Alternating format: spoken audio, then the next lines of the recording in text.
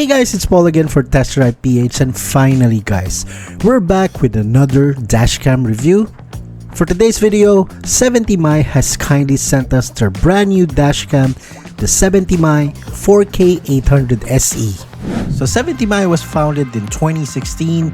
They're of course an industry-leading auto intelligence company specializing in dashcams with a huge global presence, achieving #1 market share in countries like Russia, Poland, and Malaysia with technologies like its My Colored Vivid Plus and Night Owl Vision.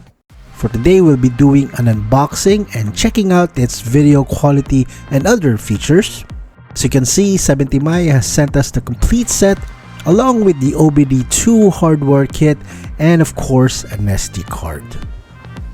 Before we continue with the video, ask ko lang guys, if you hit that subscribe button, it really helps me a lot. Even better, you can follow us on social media and visit our website at testdrive.com.ph. Let's start with unboxing muna. So what we have here is a very nice na gray box here. Let's open her up. Okay. So let's quickly run through the features of the 4K 800SE set here. So it says here in the box, this records at 4K 30 fps with high dynamic range. I like that. Super looking forward to checking out yung 4K quality nito. Syempre guys, I'm a photographer and videographer, so this is really important for me. So the 4K image quality of the 70mi is the true 4K with no upscaling being done. It has an aperture of f1.55, which means it can capture a lot of light, especially at night with its super night vision. We'll explain more along the video, so please keep watching. And then you have, of course, you have dual channel recording front and back cameras.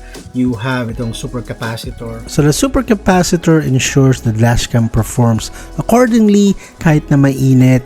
So stuff like power loss, it will still ensure that the video is still automatically saved and of course extends the lifespan of your dashcam.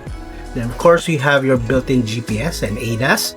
Yung standard syempre na GPS. When it comes to the advanced driver assist systems, it has forward collision alert, lane departure alert, pedestrian alert, attention to pedestrians, and cyclist alert, attention to riders.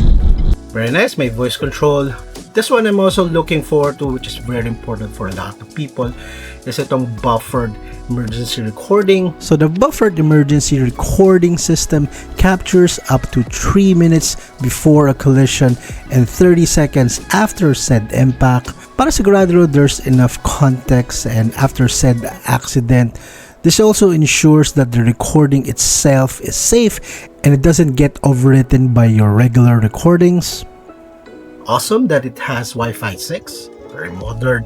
And then here's another very important feature, which is yung parking surveillance. So para magamit nyo yung 24-hour parking surveillance, you'll be needing the OBD Hardware Kit accessory. So you connect this with your diagnostic socket found in most cars, which is actually surprisingly very easy to set up. You can record up to 30 seconds from both your front and rear camera when its G sensors detects a collision and even gives you a notification afterwards. So we have of course our stickers, we have our manual. So let's start muna with the rear view camera. So ito yung nasa likod, no? So itong rear view camera, this records at 1080p at 30 frames per second. This is of course yung USB-C cables that will have to run through inside dun nasa sasakyan from front to back. Let's see, we'll find out how easy it is to install these things.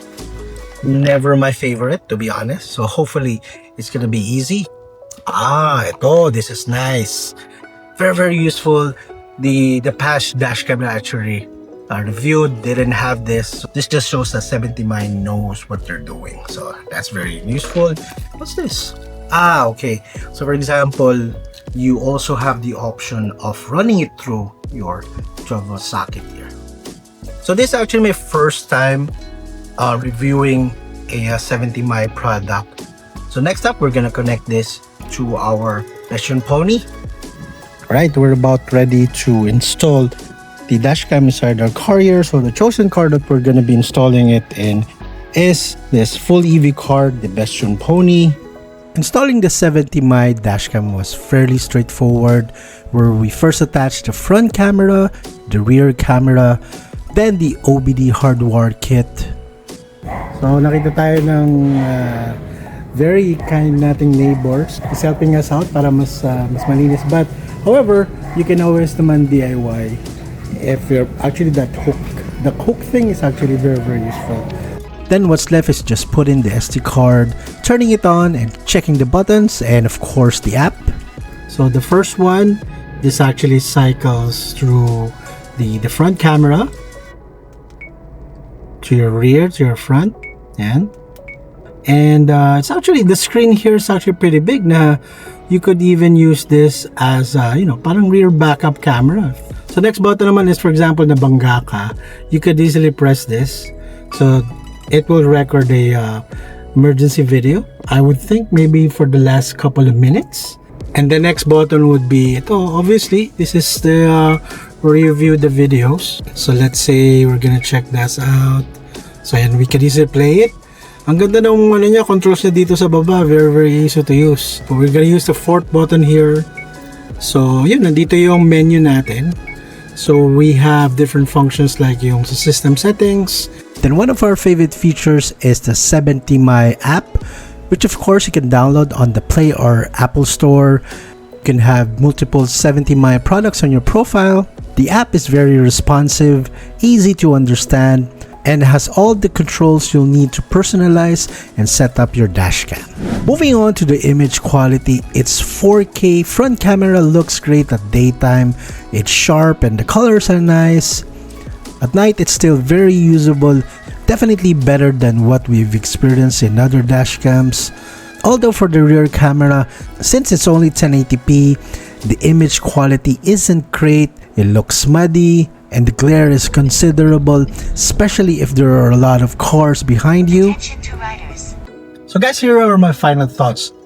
Things that I like. I really appreciate yung 4K compared sa competition kasi just in case ma-aksidente ka, it's very important that you get the highest quality that you can get para you can do things like zoom in, you could crop, and then when it comes to image quality, yung transition niya, let's say papasok ka sa tunnel, yung going from light to dark, I was actually pretty impressed with it kasi it's very smooth. Another great feature is of course yung parking feature niya. You'll be having this parang may CCTV na rin yung sasakyan mo. The app is great. The extra features like the ADAS features is also very much appreciated. The capacitor, I think it's a great product.